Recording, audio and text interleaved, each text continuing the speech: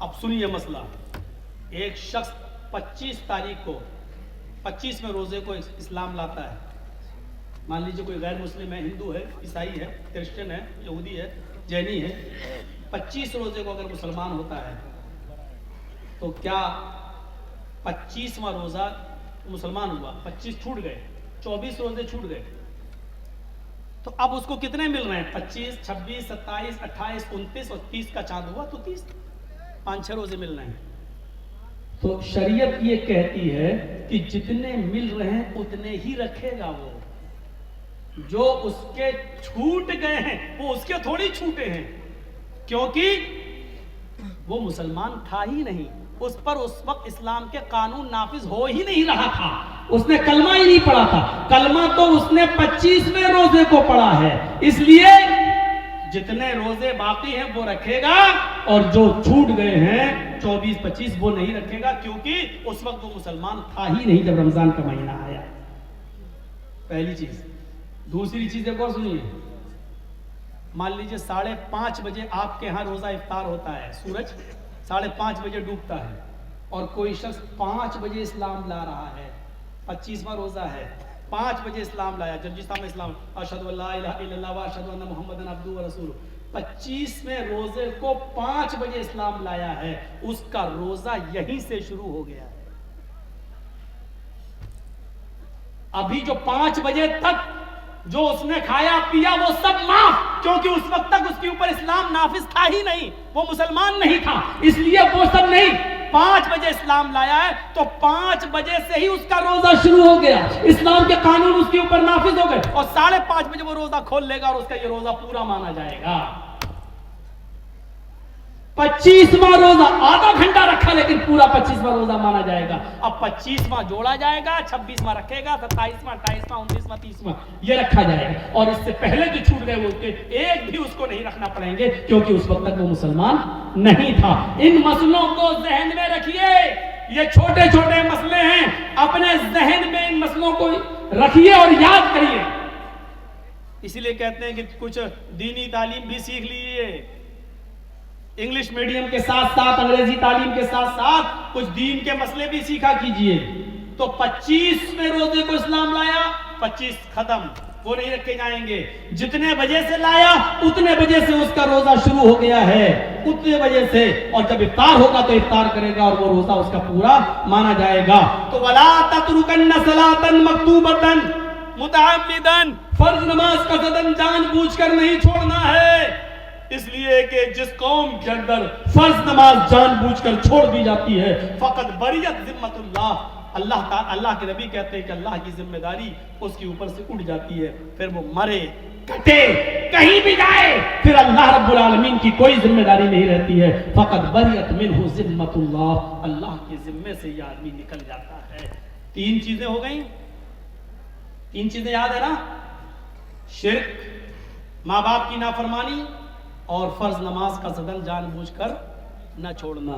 چوتھی چیز بھی ہمارے سماج کا بہت بڑا حصہ, سنیے گا, وَلَا تَشْرَبَنَّ خَمْرًا فَإِنَّهُ رَأْسُ كُلِّ فَاحِشَةٍ, اور ہرگز کبھی شراب مت پینا. اس لیے آگے کا جملہ فَإِنَّهُ رَأْسُ كُلِّ فَاحِشَةٍ, اس لیے کہ یہ ہر گندی چیز کا دروازہ ہے. شراب ہر گندی چیز کا دروازہ ہے. یہ جملہ بڑا خطرناک ہے جو اللہ کے نبی نے کہا کہ شراب مت پینا, یہ تو ٹھیک ہے, لیکن شراب ہر گندی چیز کا ٹھکانہ ہے, ہر گندی چیز کی جڑ ہے. یہ جملے بڑے قابل غور ہیں. سنن نسائی کی حدیث کی کتاب ہے, ایک حدیث کی کتاب ہے سنن نسائی, اس میں ایک واقعہ آیا ہے بنی اسرائیل کا. اس زمانے میں ایک بہت بڑا نیک آدمی رہتا تھا, بہت بڑا نیک آدمی, پکا سچا نمازی اور عابد, عبادت گزار, تہجد گزار, ساری عبادتیں کرتا تھا, نیک آدمی. لیکن اس زمانے میں اس کے گاؤں کی ایک عورت بیوہ ہو چکی تھی, اس کا آدمی مر چکا تھا. اس عورت کی نظر اس نیک آدمی کے اوپر تھی کہ اس کو کسی طرح اپنے گھر بلایا جائے اور اس کے ساتھ زنا کیا جائے. سنیے نوجوانوں, تمہارے مطلب کی بات ہے, اب شراب کی بات آ گئی تو تم اٹھ کے جانے لگے ہو. سنو عبرت لو. تو اس عورت نے اپنی لونڈی سے, اپنی خادمہ سے کہا کہ بہانے سے اس نیک آدمی کو, اس عبادت گزار کو بلاؤ اور کہہ دو کہ کسی معاملے میں ہماری مالکن کو گواہی لینی ہے تم سے. بیچارے کو بلایا گیا, وہ نیک آدمی, اور سنو تہجد گزار, نمازی, 5 وقت کا عبادت گزار, وہ آدمی اس لیے آ گیا کہ اس عورت کو کسی معاملے میں ہماری گواہی چاہیے, جو سچی گواہی ہوگی میں دے دوں گا, جو معلوم ہوگا وہ میں بتا دوں گا, اور جو نہیں معلوم ہوگا اس سے میں اجتناب کر لوں گا. یہ شخص نیک عبادت گزار وہاں جاتا ہے, اور جانے کے بعد اس لونڈی نے ایک دروازہ کھولا. دروازہ جیسی اندر گئی, ان کو لے کر یہ دروازہ بند ہو جاتا ہے. وہ کہتی ہے اگلے والے دروازے میں چلو. دوسرا دروازہ کھولتا ہے, یہ نیک آدمی دوسرے دروازے میں جاتا ہے, دوسرا دروازہ اپنے آپ بند ہو جاتا ہے. کہتی ہے آگے والے دروازے میں ہماری مالکن ہے. یہ تیسرے دروازے میں داخل ہوتا ہے, تیسرا دروازہ بند ہو جاتا ہے. اسی طریقے سے وہ 4 یا 5 دروازے کے بعد وہ اس لڑکی کی مالکن کے پاس پہنچ جاتا ہے, جو حسن و جمال کی دیوی تھی, بڑی خوبصورت تھی, اور جس کا پتی مر چکا تھا, جس کا ہسبینڈ مر چکا تھا. کیا دیکھتا ہے یہ نیک آدمی, یہ عبادت گزار آدمی, اس عورت کے پاس یہ خوبصورت لڑکا بھی بیٹھا ہوا ہے, چھوٹا سا بچہ ہے, تقریباً 5-6 سال کی, 7-8 سال کی عمر ہوگی, اس سے زیادہ نہیں. خوبصورت بچہ اس کے پاس ہے, اور شراب کا ایک پیالہ بھی اس کے پاس رکھا ہوا ہے, اور چھری بھی رکھی ہوئی ہے. اس عورت نے کہا دیکھو میں نے کسی گواہی کے لیے تمہیں نہیں بلایا ہے, میں نے تمہیں صرف اس لیے بلایا ہے کہ ادنو منی, میرے قریب ہوئیے اور میرے ساتھ زنا کیجئے, مجھے تم سے اپنی پیاس بجھانی ہے. اس آدمی نے اپنے دونوں ہاتھوں کو کان پہ رکھا اور کہنے لگا واللہ یہ کام مجھ سے نہیں ہو سکے گا. تمہیں معلوم ہے کہ میری پوری زندگی عبادت میں گزر گئی ہے, مجھے دھوکے سے یہاں بلایا گیا ہے. اس عورت نے کہا یہی سمجھو کہ مجھے دھوکے سے بلایا گیا ہے, میں نے آپ کو بلایا ہے. اب آپ کے پاس 3 آپشن ہیں, ان میں سے ایک کام کریے آپ, نہیں تو زندہ نہیں جا سکتے آپ یہاں سے. پوچھنے لگا کہ دوسرا آپشن بتاؤ. اس نے کہا میں 2 آپشن اور دیتی ہوں, یا تو میرے ساتھ زنا کیجئے, زنا نہیں کر سکتے تو یہ چھری اٹھائیے, اس خوبصورت جو بچہ بیٹا 7-8 سال کا اس بچے کو قتل کیجئے, یا تو میرے ساتھ زنا کیجئے یا اس کے ساتھ اس کو قتل کیجئے. اس نے کہا قتل بھی بہت بڑا گناہ, میں یہ بھی نہیں کر سکتا. پھر اس نے کہا کہ اگر قتل بھی نہیں کر سکتے ہو تو پھر یہ شراب کا پیالہ جو رکھا ہوا ہے, شراب کے پیالے کو پی لیجئے. اس نے جب دیکھا کہ میرے بچنے کا کوئی راستہ نہیں, تو وہی معاملہ تھا, بڑے گناہ سے بچنے کے لیے چھوٹا گناہ کر لیا جائے اپنی جان کو بچانے کے لیے. یہاں تو شرک کرنے کو بھی نہیں کہا جا رہا ہے, صرف شراب پینے کے لیے کہا جا رہا ہے. چلو زنا کرنے سے اور قتل کرنے سے بہتر ہے کہ شراب کا پیالہ اٹھا کر پی لیا جائے. لہذا اس نیک آدمی نے شراب کا پیالہ اٹھا کر پی لیا. شراب کا پیالہ اٹھا کر پی لیا تو اس کو تھوڑا مزہ آ گیا. شراب کا جیسے ہلکا سا غنود کی طاری ہوئی, اس عورت نے دوسرا پیالہ شراب کا بھر دیا, کہا کہ ایک اور پی لو. اس نے کہا جب ایک پی لیا ہے تو دوسرا پینے میں کیا. اس نے دوسرا بھی پی لیا, اس نے ایک اور پلایا, اس نے تیسرا بھی پی لیا, اور پھر شراب کے نشے میں دھت ہو کر اس نے اس کے ہاتھ میں چھری پکڑا دی. یہ آدمی شراب کے نشے میں تھا, اس لیے شراب تو پی چکا تھا, اس نے اس بچے کو قتل بھی کر دیا. شراب کے نشے میں آ کر اس لڑکے کو جو 7-8 سال کا بچہ تھا خوبصورت, اس بچے کو اس نے قتل بھی کر ڈالا. اور پھر شراب کے نشے میں اس عورت نے اس کے دونوں ہاتھ پکڑ کے اپنے اوپر اس کو سوار کر لیا, اور اس نے شراب کے نشے میں اس عورت کے ساتھ زنا بھی کر ڈالا. غور کیجئے, ایک گناہ کروایا جا رہا تھا اس سے کہ تو میرے ساتھ زنا کر, لیکن اس نے زنا سے بچنے کے لیے کہا کہ نہیں, اللہ سے ڈرایا, قیامت سے ڈرایا, جہنم سے ڈرایا. لیکن اس عورت کے اوپر زنا کا بھوت سوار تھا. اس نے کہا اگر زنا نہیں کرتے ہو تو قتل کرو, قتل بھی کرنے سے انکار کر دیا تو کہا شراب پیو، اور جب شراب پی تو شراب پی کے قتل بھی کر ڈالا اور زنا بھی کر ڈالا۔ اللہ کے نبی نے کیا فرمایا؟ شراب مت پیا کرو، اس لیے کہ شراب تمام برائیوں کی جڑ ہے۔ میرے بھائیوں، نہ شراب پیا ہوتا، نہ قتل کیا ہوتا، نہ زنا، شراب نے اس سے قتل بھی کروا دیا اور زنا بھی کروا دیا۔ پھر یہ آدمی میرے بھائیوں زندگی بھر شرابی بن گیا ہے، گلیوں میں گھومتا پھرتا اور لوگوں سے شراب کی بھیک مانگتا پھرتا۔ یہ ایک جنتی آدمی تھا، لیکن ایک بار شراب پینے کے بعد اس کی دل کی دنیا بدلی اور اس حال میں مرا کہ مرتے وقت بھی شراب کی بوتل مانگ رہا تھا، شراب کا پیالہ مانگ رہا تھا، شراب مانگ رہا تھا، اور پھر آخر شراب نہیں ملی اور ایسی مر جاتا ہے۔ اندازہ لگائیے کہ ایک پیالے شراب میں اس آدمی کی زندگی کو کیسے بدل دیا، ایک جنتی انسان کو جہنمی انسان کیسے بنا دیا۔ اسی لیے اللہ کے نبی نے فرمایا وَلَا تَشْرَبَنَّ خَمْرًا فَإِنَّهُ رَأْسُ كُلِّ ذَنبٍ كُلِّ فَاحِشَةٍ، ہر گندی چیز کی جڑ ہے یہ شراب۔ نوجوانوں، اس شراب کو تم ہاتھ مت ملایا کرو، چھوڑ دو اس شراب کو۔ ایک انصاری نے دعوت کی مدینے کے اندر، حضرت علی کی، عبد الرحمن ابن عوف کی اور بہت سے صحابہ کی جب دعوت کر دی۔ اس زمانے میں شراب حرام نہیں ہوئی تھی، شراب کی حرمت کا اعلان نہیں ہوا تھا۔ اس انصاری نے سب کو کھانا کھلایا اور کھانا کھلانے کے بعد شراب کا جام بھی پلوا دیا۔ شراب پی لی، حرام تو ہوئی نہیں تھی، اس لیے جو لوگ پیتے تھے وہ پی لیتے تھے۔ شراب یہاں پی اور یہاں مغرب کی اذان کی آواز آنے لگی۔ اب سب کہنے لگے کہ شراب تو پی لی، اب نماز پڑھنے مسجد میں کیا جاؤں، چلو یہی جماعت کر لو۔ گھر میں ہی جماعت ہونے لگی۔ حضرت عبد الرحمن ابن عوف کو امام بنا دیا۔ حضرت عبد الرحمن ابن عوف نماز پڑھا رہے ہیں مغرب کی، حضرت علی اور دوسرے صحابہ پیچھے کھڑے ہیں اور مغرب میں زور زور سے قرآن کی تلاوت کی جاتی ہے، وہ بھی کر رہے ہیں۔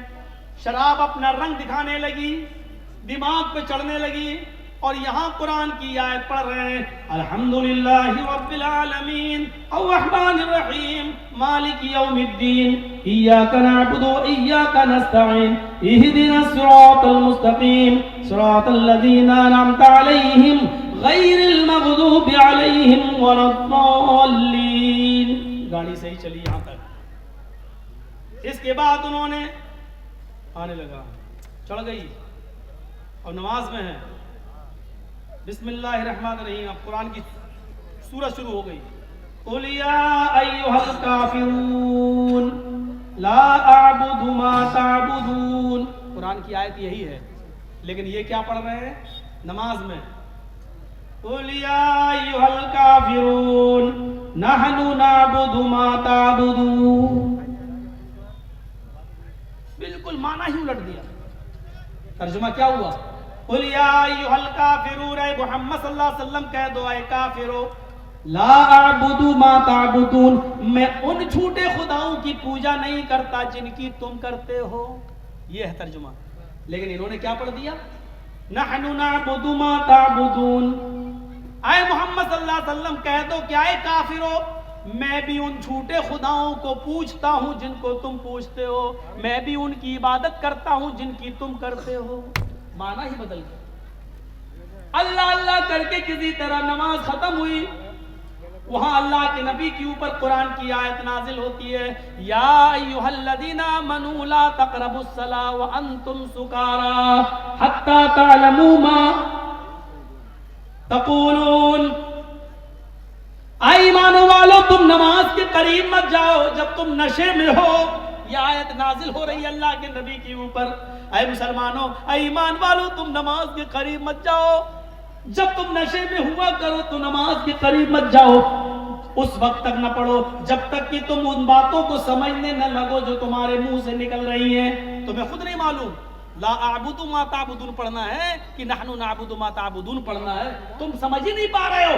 جب تک تم اپنی زبان سے نکلنے والے جملے اور ورڈز کو سمجھنے نہ لگو تب تک تم نماز نہ پڑھو۔ صحابہ کے ضمیر جھنجھڑ گئے، یا اللہ یہ شراب اتنی خراب چیز ہے کہ اللہ تعالیٰ نے نماز جیسی عبادت کو ملتوی کر دیا. یعنی شراب اگر پی لیا کرو تو نماز مت پڑھو جب تم نشے میں ہو. یا اللہ ایسے کیسے ہو سکتا ہے کہ میں نماز کے لیے شراب چھوڑ دوں, شراب پیوں, شراب نماز چھوڑنے کے لیے شراب پیوں؟ نہیں نہیں نہیں, شراب چھوڑ سکتا ہوں لیکن نماز نہیں. اس آیت نے ان کے ضمیروں کو جگا دیا. مسلمانوں ایمانداری کے ساتھ بتاؤ ہمارے ضمیر کتنے جاگے ہوئے ہیں شراب کے تعلق سے؟ کتنے؟ چلیے آئیے میرے ساتھ بامبے کا سفر کریے, ٹاٹا ہاسپٹل چلیے.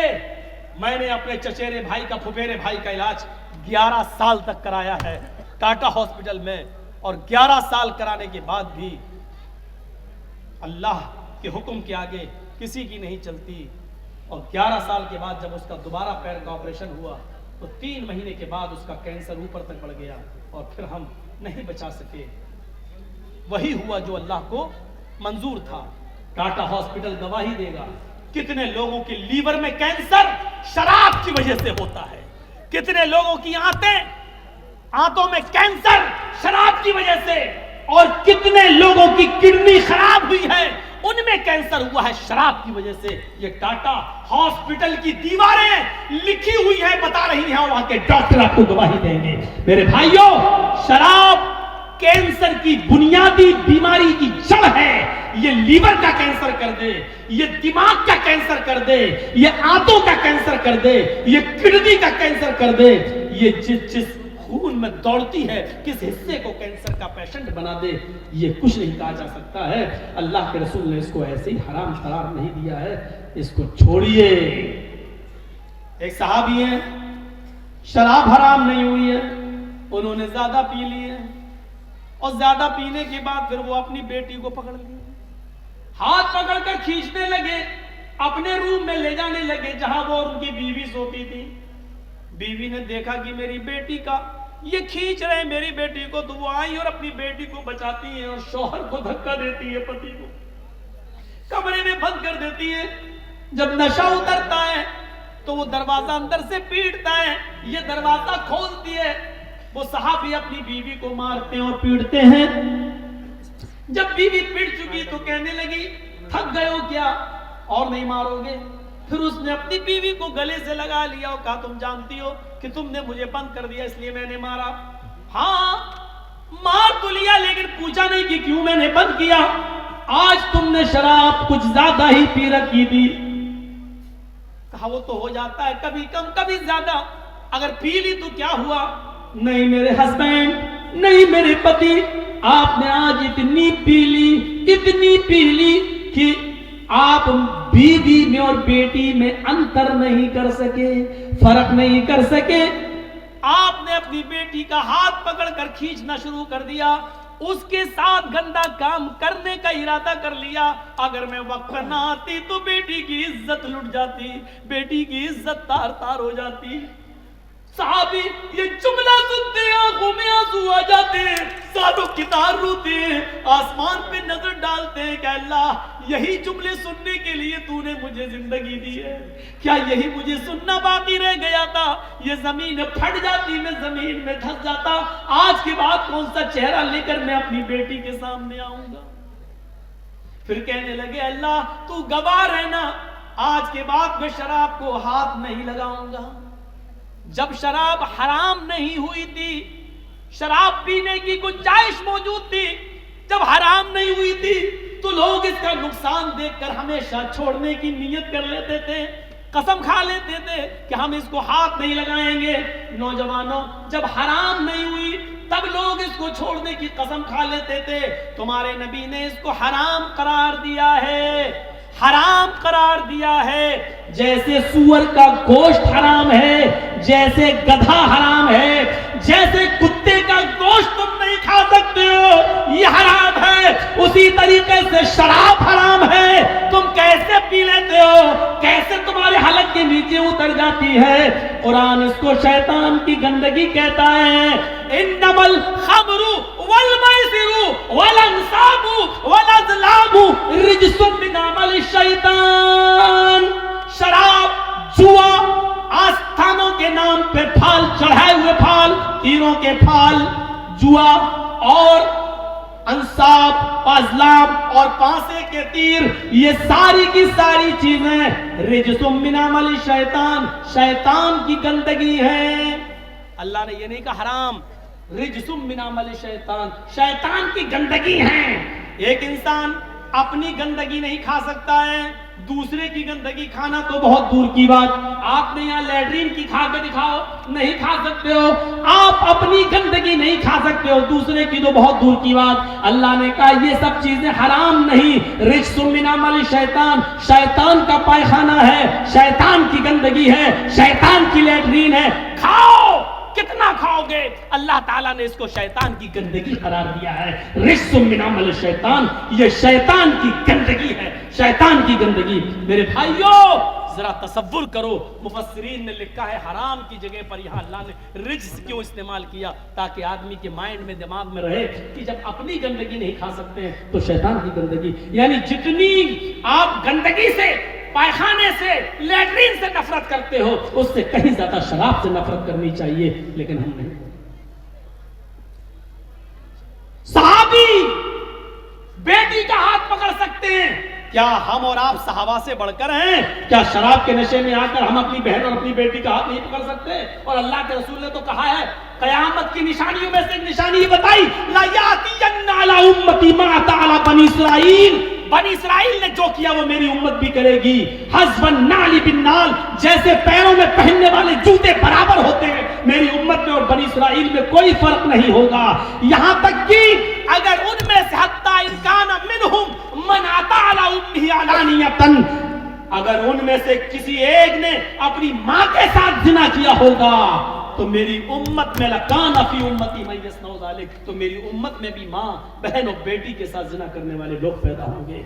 ये मां और बहन बेटी के साथ जिना कहां, कैसे होगा? यही शराब है जिसका नशा हमें अपनी बहन के साथ जिना करने पर मजबूर करेगा, हमें अपनी बेटी के साथ जिना करने पर मजबूर करेगा। कौन नौजवान होगा जो शराब के नशे में अपनी बेटी, अपनी बहन और अपनी मां के साथ जिना करे? कैसा बेगैरत होगा वो। और यहां तक पहुंचाने वाली चीज होगी शराब। खुदामा इब्ने मज़ऊन ने बुढ़ापे में बहुत ही मजबूरी में, जब उनको दर्द बंद नहीं हो रहा था, जब उनके दर्द बंद नहीं हो रहा था, शदीद दर्द से कराह रहे थे, तो मजबूरी में उन्होंने शराब उठाई और 2-4 घूंट इसलिए पी लिए कि हमें नींद आ जाएगी और कल सुबह किसी हकीम को, किसी तबीब को दिखा देंगे। वो 85-90 साल का बूढ़ा खुदामा इब्ने मज़ऊन, जिन्होंने अल्लाह के नबी का जमाना पाया, जिन्होंने हजरत अबू बकर का जमाना पाया, जिन्होंने हजरत उमर का जमाना पाया, हजरत उमर फारूक के जमाने में उन्होंने थोड़ी सी शराब इसलिए पी ली कि रात में उनको दर्द हो रहा था और दर्द की वजह से वो करवटें बदल रहे थे, उनको नींद नहीं आ रही थी। उनके घर में, उनके घर के किसी मेंबर ने उनको थोड़ी सी शराब पिला दी कि ले लो, सो जाओगे, नींद आ जाएगी और कल सुबह किसी हकीम को दिखा देना। लेकिन ये खबर उमर फारूक के कानों तक पहुंच गई। हजरत उमर ने इस 90 साल के बुड्ढे को, खुदामा इब्ने मज़ऊन को तलब किया, उनसे पूछा। उन्होंने कहा बहुत तेज दर्द हो रहा था, उस दर्द की वजह से मैंने मजबूरी में शराब पी ली थी ताकि दर्द बंद हो जाए। हजरत उमर ने कहा अफसोस है कि तुमने मजबूरी में पी, लेकिन मोहम्मद रसूलुल्लाह ने शराब मजबूरी में भी पीने की इजाजत नहीं दी है। हमें कोई ऐसी चीज नहीं मिलती कि बीमारी में या मजबूरी में अल्लाह के नबी ने कभी शराब किसी को पिलाई हो। आए खुदामा तुम्हें कोड़े मारे जाएंगे। सारे सहाबा कहते हैं आप इतने बूढ़े आदमी को कोड़े कैसे मार सकते हैं? हजरत उमर की दलील ये थी, इनको कोड़े न मारने की कोई दलील दे दो या अल्लाह के रसूल की कोई हदीस मुझे बता दो कि बूढ़े आदमी को कोड़े न लगाए जाएं, हम इनको छोड़ देंगे। लोगों ने फिर मीटिंग की और कहा ठीक है कोड़े मारना ही है, 40 तो मारो, लेकिन इनको सही हो जाने दो, इनकी तबीयत खराब है, ये लाठी लेकर चल रहे हैं, बिस्तर पर लेटे रहते हैं, अब इनको कुछ ताकत आ जाने दो, फिर कोड़े मार लेना। हजरत उमर ने कहा इनको अगर हफ्ते 10 दिन की मोहलत में दे भी दूं और इनसे कह दूं कि घर जाओ, 10 दिन बाद कोड़े लगाए जाएंगे, लेकिन लोगों अगर उन 10 दिनों में मैं ही मर जाऊं, मेरा इंतकाल हो जाए, तो मैं अपने रब को क्या मुंह दिखाऊंगा? फिर پھر قدامہ ابن مظعون کو کھڑا کر دیا حضرت عمر فاروق نے، اور اس 90 سال کے بوڑھے کو جس نے مجبوری میں شراب پی تھی ان کو 40 کوڑے مارے گئے۔ ان 40 کوڑوں کا اثر قدامہ ابن مظعون کے اوپر یہ ہوا کہ پھر وہ پوری زندگی بستر سے اٹھ نہیں سکے۔ پھر وہ لیٹرین بستر پہ کرتے تھے، پیشاب بستر پہ کرتے تھے۔ وہ 1 سال 1.5 سال 2 سال اس کے بعد زندہ رہے، لیکن جتنے دن زندہ رہے وہ بستر سے اٹھ نہیں سکے۔ حضرت عمر کے کوڑے مارنے کے بعد یہاں تک کہ اسی حال میں ان کا انتقال ہوتا ہے۔ میرے بھائیوں، حضرت عمر فاروق نے ان چیزوں کی پرواہ نہیں کہ اس بوڑھے آدمی کو بھی کوڑے مارے۔ نوجوانوں غور کرو، جس شراب کی پینے پر بوڑھے آدمی کو نہیں چھوڑا گیا، قدامہ ابن مظعون کو نہیں چھوڑا گیا، پوری زندگی ان کی بستر پر ایڑیاں رگڑ رگڑ کر گزر گئی۔ پھر وہ بستر سے کبھی اٹھ نہیں سکے، پیشاب و پائخانہ تک انہوں نے بستر پہ کیا۔ ان کی بیوی، ان کے بچے اس کو صاف کرتے رہے، لیکن عمر فاروق نے اس کی کوئی پرواہ نہیں کی۔ یہ شراب پینے والوں کی سزا ہے اسلام کے اندر۔ ہم اور آپ اس لیے بچے ہوئے ہیں کیونکہ میرے بھائیوں یہاں اسلام کا قانون نہیں ہے۔ میرے بھائیوں، اسلام کا قانون نہیں ہے۔ انڈیا میں تو کیا ہوا؟ اپنے دلوں پر اسلام نافذ کرو۔ سب سے بڑا مسلمان وہ ہے جو اسلام کے قانون کو اپنے دل پر نافذ کرے، جو شریعت کو خود اپنے دل سے مانے، محمد رسول اللہ کے بتائے ہوئے راستے پر خود چلے اور دوسروں کو چلنے کا حکم دے۔ میرے بھائیوں، یہ ہے وَلَا تَشْرَبَنَّ خَمْرًا فَإِنَّهُ رَأْسُ كُلِّ فَاحِشَةٍ، ہر برائی کی جڑ ہے، اس لیے شراب مت پینا۔ اور 5ویں چیز یہ بتائی، وَإِيَّاكَ بِالْمَعْصِيَةِ فَإِنَّ بِالْمَعْصِيَةِ حَلَّ سَخَطُ اللَّهِ۔ لوگوں، سماج میں کبھی نافرمانی کے کام مت کرو۔ جب نافرمانی کے کام کرو گے، پاپ اور گناہ کے کام کرو گے، تو یاد رکھنا اللہ کا عذاب تمہارے اوپر آ جائے گا۔ یہ اللہ کا عذاب ہمارے اوپر ہے۔ آج پیٹرول 100 پار کر چکا ہے، یہ کیا ہے؟ کیا یہ اللہ کا عذاب نہیں ہے؟ جب گناہ کرو گے تو اللہ کا عذاب حلال ہو جائے گا، بارش روک لی جائے گی۔ بہت سی جگہوں سے بارش روک دی جاتی ہے، کیا یہ اللہ کا عذاب نہیں ہے؟ ہاں، یہ بھی اللہ کا عذاب ہے کہ جب تم نافرمانی کے کام زیادہ کرو گے تو اللہ تمہارے اوپر غلط ظالم سرکاریں بٹھا دے گا۔ آج بھارت کو ظالم آدمی ملتا ہے، ہٹلر ملتا ہے، حجاج ابن یوسف کی طرح ایک ظلم کرنے والا انسان ملتا ہے جو 750 کسانوں کے مرنے کے بعد 2 منٹ کا مون نہیں رکھ سکتا ہے، ان کو ساتویہ نہیں دے سکتا ہے، ان کے لیے 2 پیار کے شبد نہیں بول سکتا ہے۔ جب NRC اور CA پر مسلمانوں کو گولیوں سے مارا جا رہا تھا تو ان کے لیے ایک رحم کا لفظ اس کی زبان سے نہیں نکل سکتا ہے۔ یہ ہماری نافرمانی کا نتیجہ ہے۔ جب تم گناہ کرو گے تو ہم تمہارے اوپر ظالم اور جابر حکمراں بٹھا دیں گے۔ یہ اللہ کا عذاب نہیں تو اور کیا ہے ہمارے اوپر، کیونکہ ہم گناہوں سے اپنی زندگی کو لبریز کیے ہوئے ہیں، بھرے ہوئے ہیں۔ ہمیں اپنی زندگیوں کو گناہوں سے بچانا ہے۔ میں نے 5 چیزیں بتائی ہیں، 5 چیزیں بھی باقی ہیں، صرف سن لو وہ 5 چیزیں کیا ہیں۔ پہلی چیز، شرک مت کرنا، چاہے جلا دیا جائے یا قتل کر دیا جائے، ایک چیز۔ دوسری چیز، ماں باپ کی نافرمانی کبھی مت کرنا، چاہے وہ تمہیں اپنے گھر سے نکال دیں یا بیوی بچوں سے بے دخل کر دیں۔ تیسری چیز، فرض نماز کبھی جان بوجھ کر مت چھوڑنا۔ جس سماج میں فرض نماز چھوڑ دی جاتی ہے، اللہ کی ذمہ داری اس سماج کے اوپر سے اڑ جاتی ہے۔ چوتھی چیز، شراب کبھی مت پینا، اس لیے کہ یہ تمام برائیوں کی اور گندگیوں کی جڑ ہے۔ 5ویں چیز، اللہ کی نافرمانی کا کوئی کام مت کرنا، جہاں نافرمانی ہوتی ہے اس بستی پر اللہ کا عذاب حلال ہو جاتا ہے، یعنی اللہ کو پھر پرواہ نہیں ہوتی کسی بھی طریقے سے، پھر اللہ کا عذاب اس بستی پہ آ جاتا ہے۔ ان 5 چیزوں کی میں نے تشریح کر دی۔ چھٹی چیز، ایاک والفرار من الزحف وان حلق الناس۔ میدان جنگ ہو رہی ہو، لڑائی ہو رہی ہو، آپ جنگ لڑ رہے ہو، ہندوستان میں تو یہ ممکن ہی نہیں ہے، اگر آپ جہاد کر رہے ہو تو پیٹھ پھیر کے کبھی مت بھاگنا، چاہے لوگ ہلاک ہو رہے ہوں، یعنی بہادری کی موت مر جانا، بزدلی کی پیٹھ مت دکھانا، کبھی بھی میدان جنگ سے منہ پھیر کر پیٹھ دکھا کے مت بھاگنا، لڑنا، چاہے مر جاؤ، مر جانا گوارا کر لینا، لیکن کافر کے سامنے ہتھیار ڈال کے بھاگنا گوارا مت کرنا۔ یہ چھٹی چیز ہے۔ 7ویں چیز، اللہ کے نبی صلی اللہ علیہ وسلم نے فرمائی کہ وَإِنْ أَصَابَ النَّاسَ مَوْتٌ وَأَنْتَ فِيهِمْ فَاصْبِرْ اگر کسی ملک میں یا کسی شہر میں یا کسی محلے میں بیماری ہو اور وہ بیماری پھیل رہی ہو تو تم اس گاؤں میں موجود ہو تو وہیں پر رک جانا، دوسری جگہ مت جانا۔ طاعون ایک بیماری تھی، اللہ کے رسول نے کہا کہ اگر وہ پھیلی ہوئی ہے تو تم اپنے گاؤں میں ہو تو گاؤں میں رہنا، دوسری جگہ مت جانا۔ کیوں؟ اس لیے کہ یہ بیماری تم دوسری جگہ جاؤ گے تو دوسری شہر میں بھی پھیل جائے گی۔ اپنے ہی علاقے میں رہنا، اگرچہ موتیں ہو رہی ہوں، یہ دیکھ کر کہ یہاں تو لوگ مر رہے طاعون سے، چھوڑ کے بھاگو۔ کورونا پر بھی یہ چیز لاگو ہوگی، کورونا پر بھی یہ چیز لاگو ہوگی۔ ایک آدمی کورونا کا مریض دوسری جگہ جائے گا، اس کو بھی مریض۔ آپ اپنے علاقے میں رہیے۔ وَإِذَا أَصَابَ النَّاسَ مَوْتٌ وَأَنْتَ فِيهِمْ، اگرچہ موت کیوں نہ ہو رہی ہو لیکن بستی چھوڑ کے کبھی مت جانا۔ یہ 7ویں چیز۔ اور 8ویں چیز بڑی عجیب ہے، اس پہ بولنا تھا لیکن نہیں بول پایا۔ 8ویں چیز کیا ہے؟ وَأَنْفِقْ عَلَىٰ عِيَالِكَ مِن طُولِكَ، اپنی فیملی پر، اپنے بیوی اور اپنے بچوں پر ضرورت کے مطابق خرچ کرو، کنجوسی مت کرو۔ بیوی کو خرچہ دو جتنا دے سکتے ہو، جتنا مناسب ہے۔ بچوں کی پڑھائی لکھائی کا خرچہ، بیوی کا خرچہ، کپڑا لتا، کھانا پینا۔ میری بہنیں اگر ہیں تو سنو، آج تمہیں خوش کر دیتا ہوں، اگر تمہارا پتی تمہیں پورا خرچہ نہیں دیتا ہے تو تم اپنے پتی کی جیب سے اتنا پیسہ اس کو بتائے بغیر لے سکتی ہو جتنی تمہیں ضرورت ہے۔ معاف کیجئے گا، 150 روپے ساڑی کی ضرورت ہے تو 3000 مت لینا۔ میں یہ باتیں بہت کم بتاتا ہوں، اس لیے کہ ایک جلسے میں ہم اپنی بیوی کو لے کر گئے تھے اور وہاں ہم نے یہ بتا دیا، دوسرے دن میری ہی جیب سے 5000 غائب ہو گئے۔ تو اس لیے تھوڑا ڈر لگتا ہے، عورتیں ناجائز فائدہ اٹھانے لگتی ہیں۔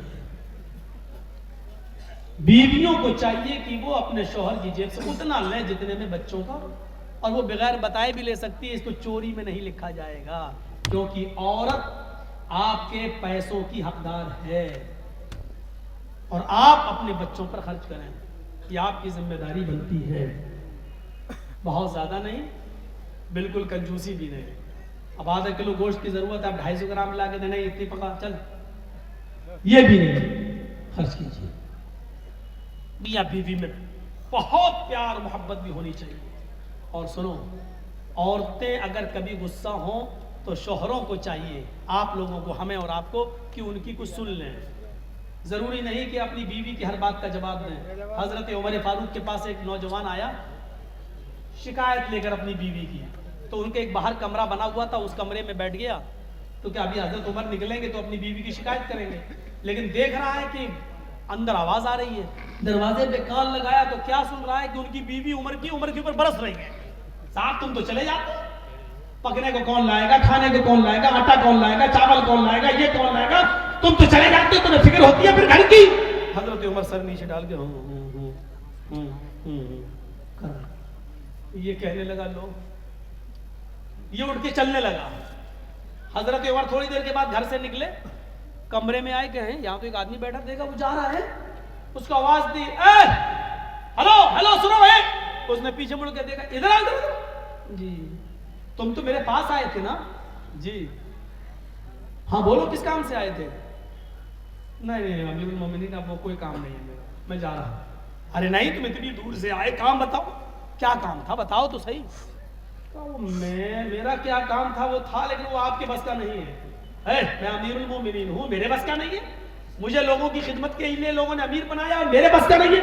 کہا امیر المومنین میری بیوی مجھے الٹا سیدھا بولتی ہے، اتنا بولتی ہے میں سن نہیں پاتا ہوں، میں یہ شکایت لے کے آیا، میں نے سوچا آپ سے کریں گے، سن رہا ہوں یا دیکھتا ہوں کہ آپ تو خود ہی اسی بیماری میں مبتلا ہو، آپ تو خود اپنی بیوی کے سن رہے ہیں، تو میں نے سوچا کہ جب آپ خود اپنا علاج نہیں کر پا رہے تو میرا کیا کریں گے، میں چل دیا۔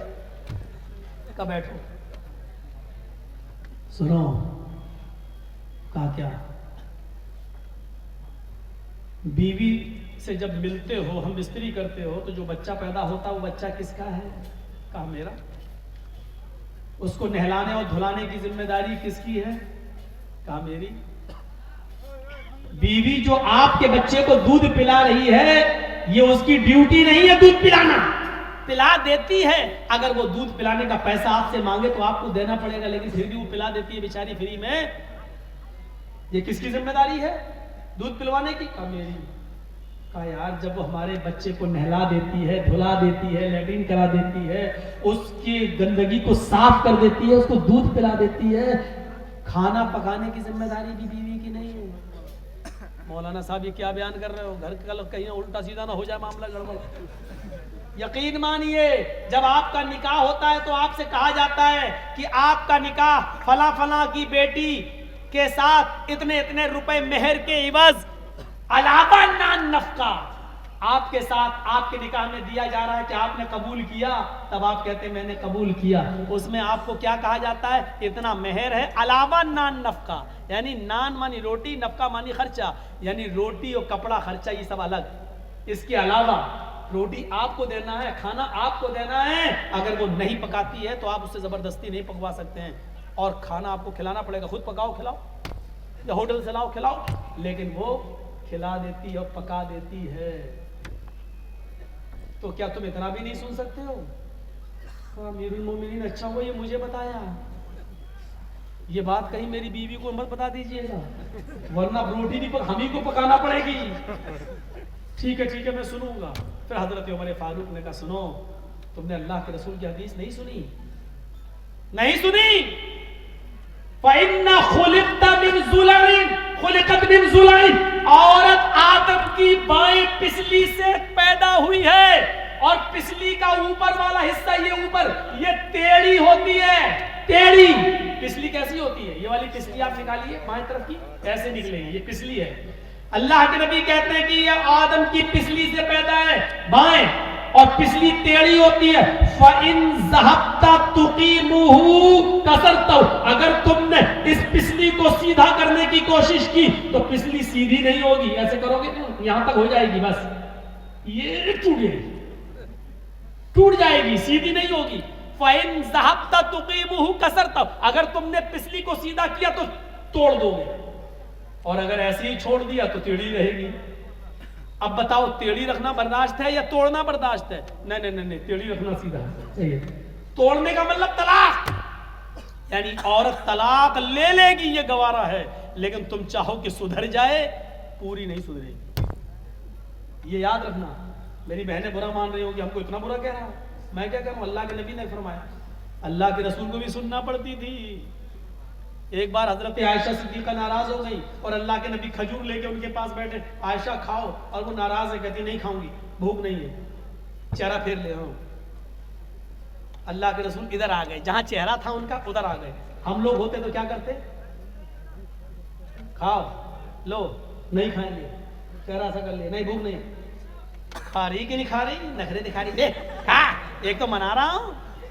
ہم لوگ ادھر نہیں جائیں گے، اللہ کے رسول ادھر آ گئے، کھاؤ عائشہ کھاؤ، میں نے کہا نا مجھے بھوک نہیں ہے، پھر چہرہ گھما لیا، آپ پھر ادھر آ گئے، عائشہ نہیں، زیادہ نہیں، چلو کھاؤ، غصہ تھوکو، بسم اللہ، اللہ کے نام سے شروع کرو، چلو اللہ کا نام لو، کھاؤ۔ حضرت عائشہ بھی جانتی تھی زیادہ نہیں کہلوانا چاہیے، 2 بار کہلوایا، تیسری بار موقع نہیں دیا، لیکن طنز مار دیا، کھجور اٹھا کے کہنے کھاؤ، ایسا بسم اللہ، اللہ کا نام لے کے کھاؤ۔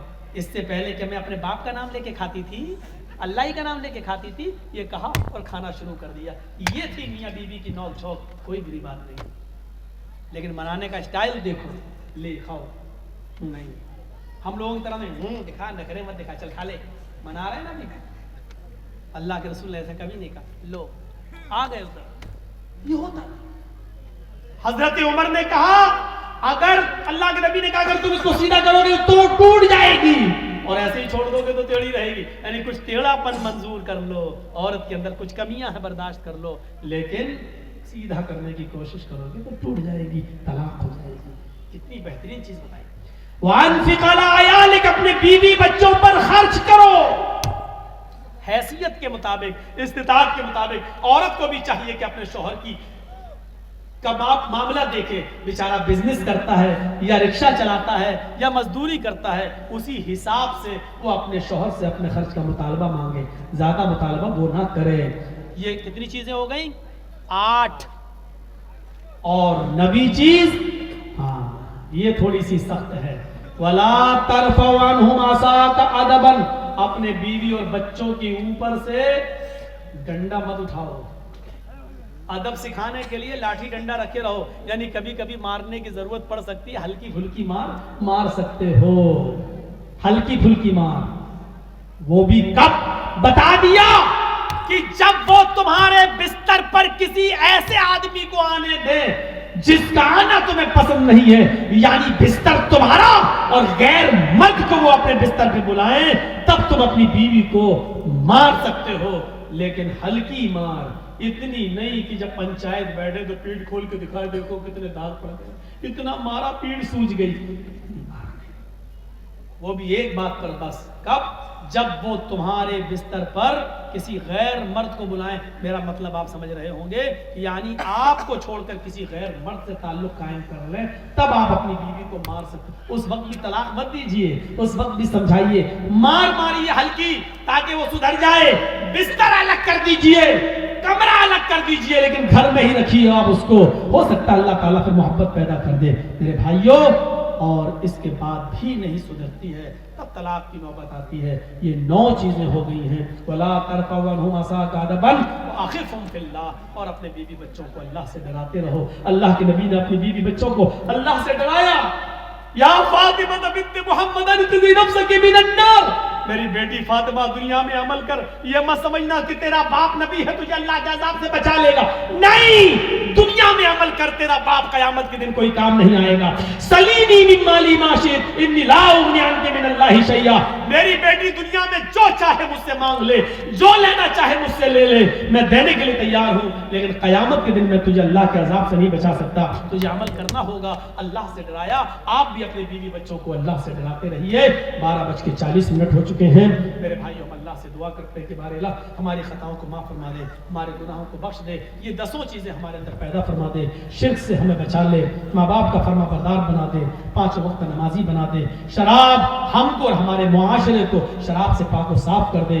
گناہوں کے کاموں سے ہمیں بچا لے. اے اللہ، جب تک تو ہمیں زندہ رکھ، اسلام پر زندہ رکھنا، اور جب ہمارا خاتمہ ہو تو ایمان پر ہمارا خاتمہ فرمانا. وما علینا الا البلاغ المبین. وآخر دعوانا ان الحمد للہ رب العالمین. السلام علیکم ورحمۃ اللہ وبرکاتہ.